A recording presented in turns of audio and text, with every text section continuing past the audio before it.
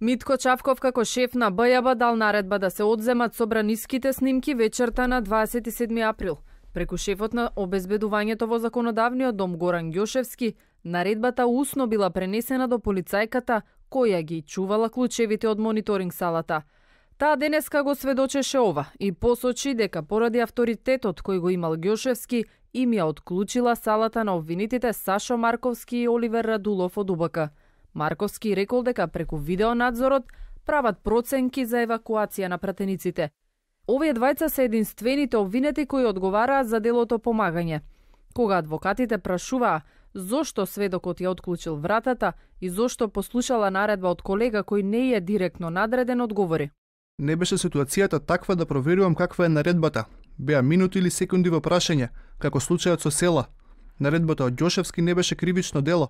Додека е во тек неголемиот судски процес од крвавиот четврток, се работи на предистрагата за да се најдат нарачателите.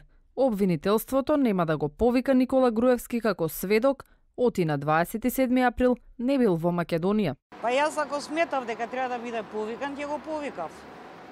Јас не сметам, пошто реално не ни беше во државата тој ден, така да апсолутно не сметав дека треба да биде повикан од страна на обвинителството. А на кои околности ќе го испитува одбраната, ќе видиме. Преку медиумите Рускоска порача дека во овој предмет се почитуваат правата на обвинетите.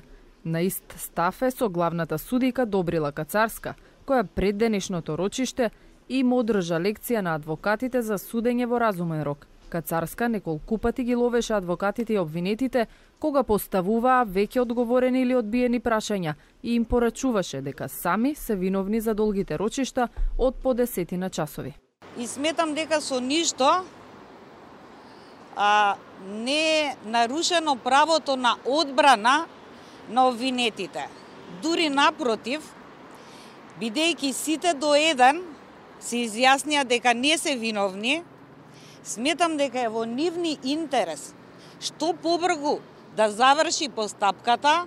Највознемирен во судницата денеска беше еден од најтешко повредените полицајци на 27 април, Ацо Ангеловски. Испукал еден куршум во таванот како предупредување, откако слушнал повици да се убијат пратениците. Според него ескалирањето, но и повлекувањето на толпата се чинело дека е командувано од лицата со фантомки.